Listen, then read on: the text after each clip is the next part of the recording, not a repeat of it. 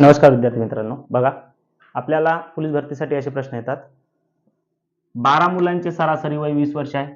वर्ग शिक्षकाचे वय त्यांच्यात मिळविल्यास सरासरी 2 ने वाढते, तर वर्ग शिक्षकाचे वय किती? अशा प्रकारचे प्रश्न सोडवताना काय करायचं? सर्वप्रथम बघायचं किती मुलं दिलेली आहेत, तर 12 मुलं. त्यांची सरासरी किती दिलेली आहे, तर 20. वर्ग शिक्षक वाढले म्हणजे किती झाले? 12 आणि 1 13. आणि त्यांची सरासरी काय होते म्हणते? 2 ने वाढते. तर 20 या ऐवजी किती होणार? 22. काय झालेली आहे? सरासरी 2 ने वाढलेली आहे. प्लसचे 2. परिणाम होत असतो मागच्या संख्येवर. 2 गुणिला 12, 12 दुनी 24, हे 24 येत असतात.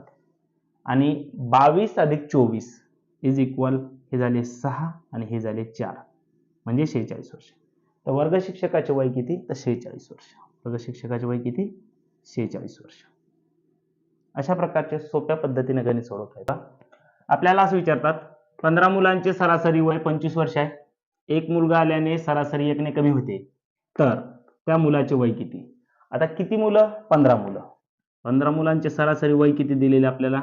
25 वर्ष. काय झालेलं आहे? एक मुलगा वाढलेला आहे. एक मुलगा वाढला म्हणजे किती झाले? 15चे 16 मुलं. आणि सरासरी काय होते? 1 ने कमी होते. 1 ने कमी होते म्हणजे किती? 25 मधून 1 गेला 24. काय झालेलं आहे इथं? सरासरी 1 ने कमी झालेली आहे. 1 ने कमी म्हटल्याच्या नंतर मायनसचा आहे.